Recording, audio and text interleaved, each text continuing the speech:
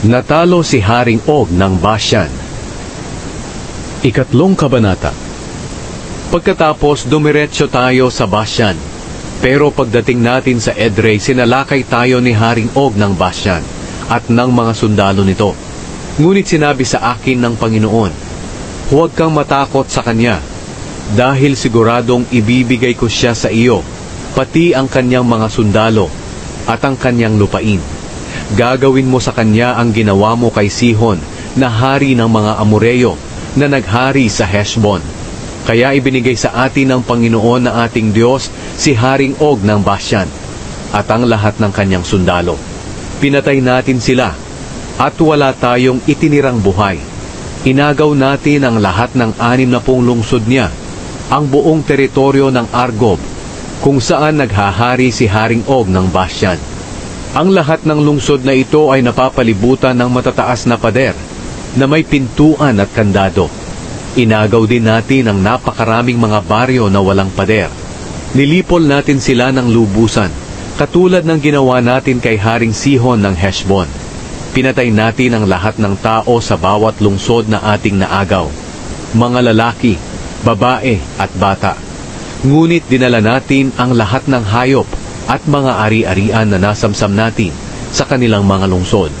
Kaya naagaw natin mula sa 2 hari ng mga Amoreyo ang lupain sa silangan ng ilog ng Hordan, mula sa lambak ng Arnon hanggang sa bundok ng Hermon.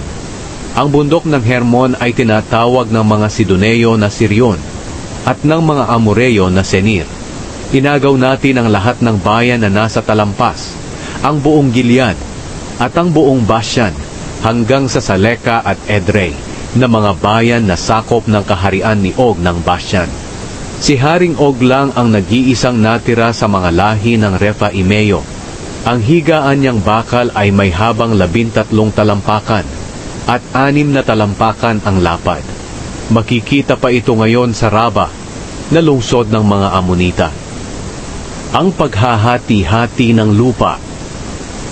Nang maagaw natin ang lupaing ito, ibinigay ko sa mga lahi ni Reuben at Gad ang lupain sa hilaga ng Aroer malapit sa lambak ng Arnon, pati na ang kalahati ng kaburulan ng Gilead at ang mga bayan nito.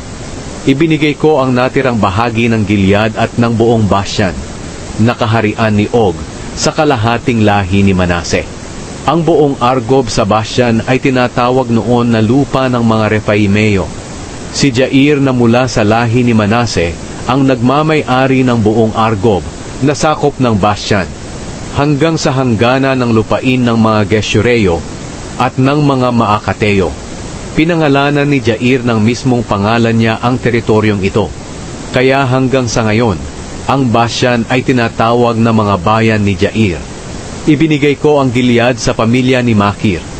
Ibinigay ko sa mga lahi ni Reuben at Gad ang mga lupain mula sa Gilead hanggang sa lambak ng Arnon. Ang gitna ng Arnon ang kanilang hangganan sa timog, at ang kanilang hangganan sa hilaga ay ang lambak ng Jabok, na hangganan din ng lupain ng mga Amonita. Ang hangganan sa kanluran ay ang kapatagan ng Hordan, pati na ang ilog ng Hordan, mula sa lawa ng Galilea hanggang sa dagat na Patay, sa ibabang bahagi ng libis ng Pisga sa silangan. Nang panahong iyon, inutusan ko ang mga angkan ninyo na naninirahan sa silangan ng Hordan. Kahit na ibinigay ng Panginoon na inyong Diyos ang lupaing ito para angkinin ninyo, kailangang tumawid ang lahat ng sundalo ninyo sa ilog ng Hordan, na armado at handang manguna sa inyong mga kapatid na Israelita sa pakikipaglaban.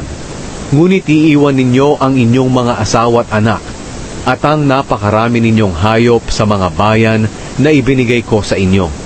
Kapag naangkin na ng mga kapwa ninyo Israelita ang lupain sa kabila ng Hordan, na ibinigay sa kanila ng Panginoon na inyong Diyos, at kapag nabigyan na sila ng kasiguraduhan katulad ng kanyang ginawa sa inyo, makakabalik na kayo sa lupain ibinigay ko sa inyo.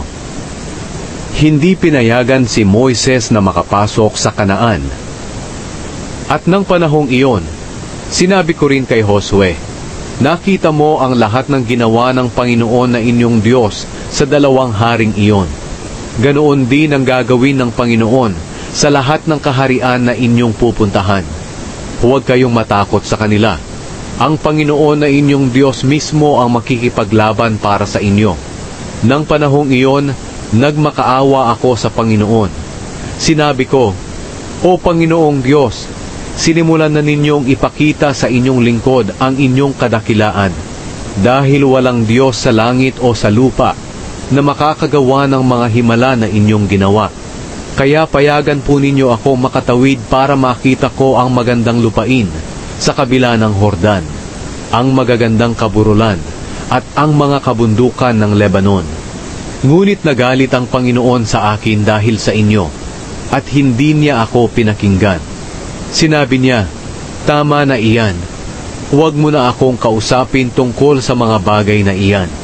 Umakyat ka sa tuktok ng bundok ng Pisga at tumanaw sa lupain sa kahit saang direksyon, dahil hindi ka makakatawid sa Hordan. Ngunit turuan mo si Josue sa kanyang gagawin. Palakasin mo ang loob niya dahil siya ang mamumuno sa mga taong ito sa pagtawid sa Hordan. Ibibigay niya sa kanila ang lupaing nakikita mo ngayon.